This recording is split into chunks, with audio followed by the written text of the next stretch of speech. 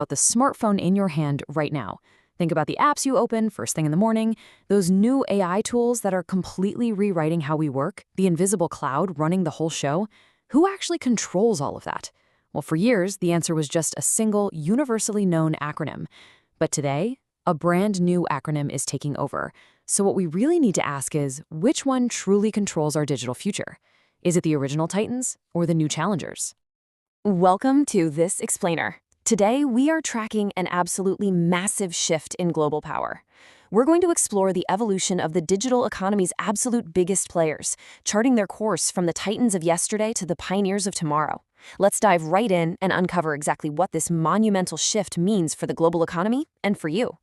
Here's a quick look at our roadmap. We'll be unpacking the original FAANG era, the shift to MANGOS, the new digital battleground, the global AI race, and finally, those real-world opportunities and risks. Let's get to it. All right, part one, the era of FAANG, the original digital titans.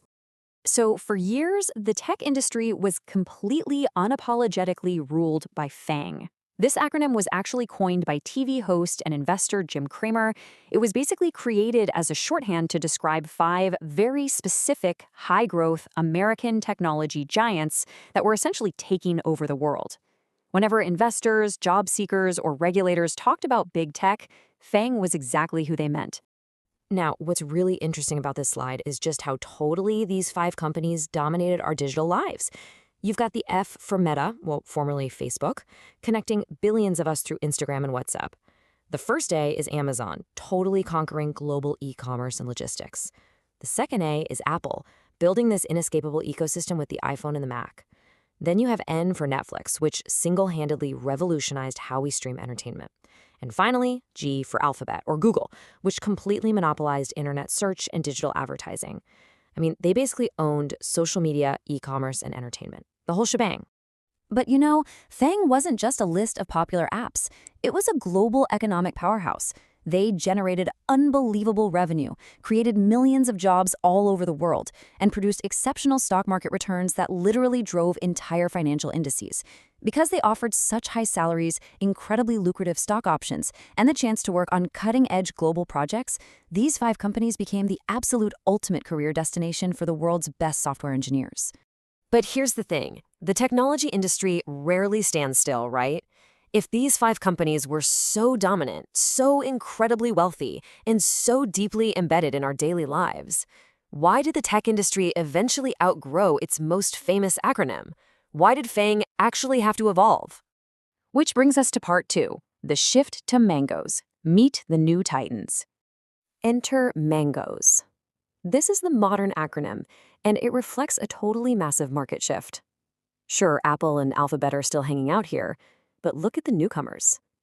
You've got Microsoft driving enterprise AI with Azure and Copilot, NVIDIA designing the vital GPU chips that are actually powering this whole revolution, OpenAI accelerating the entire global race with ChatGPT, and Salesforce dominating business software.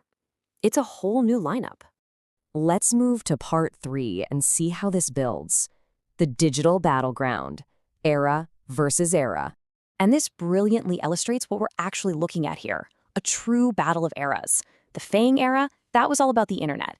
It was about capturing human attention through social media, smartphones, and e-commerce. But the MANGOS era, it's a whole different beast.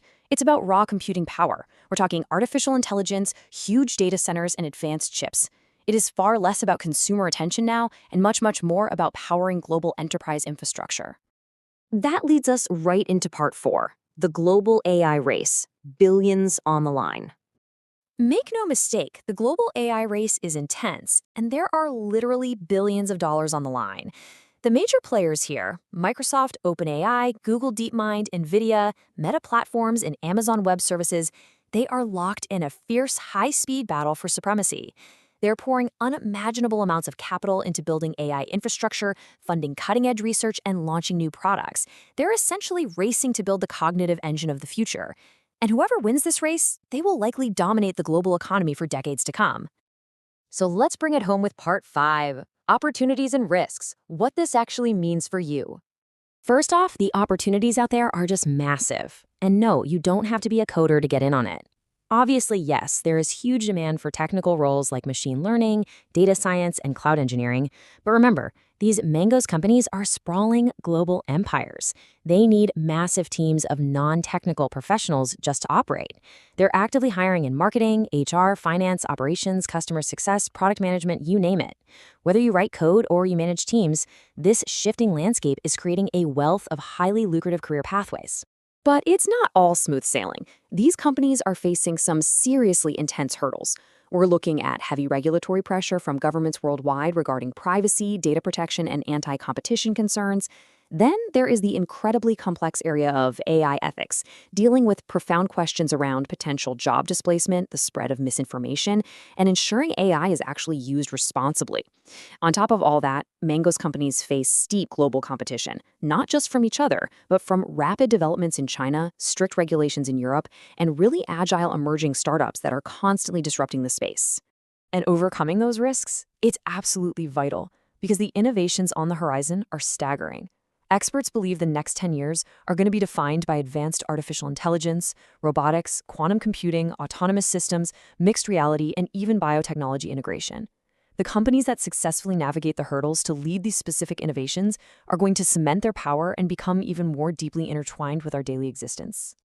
So, if there's one big takeaway here, it's this. The era of simple internet dominance is officially over. The race is no longer just about who can keep you scrolling on social media or who can sell you the absolute sleekest smartphone. The stakes have been raised exponentially. As this AI revolution hits hyperdrive, the competition between these giants is literally going to define the next chapter of human history. Which leaves us with this final, really critical question to ponder. Whether you call them FAANG, Mangoes, or just plain big tech, who will ultimately control the future of intelligence, computing power, and our shared digital infrastructure? It's a question the entire world is watching closely, and I hope this explainer has given you the framework to watch it right alongside them. Keep your eyes on the data, stay curious, and thanks so much for checking out this explainer.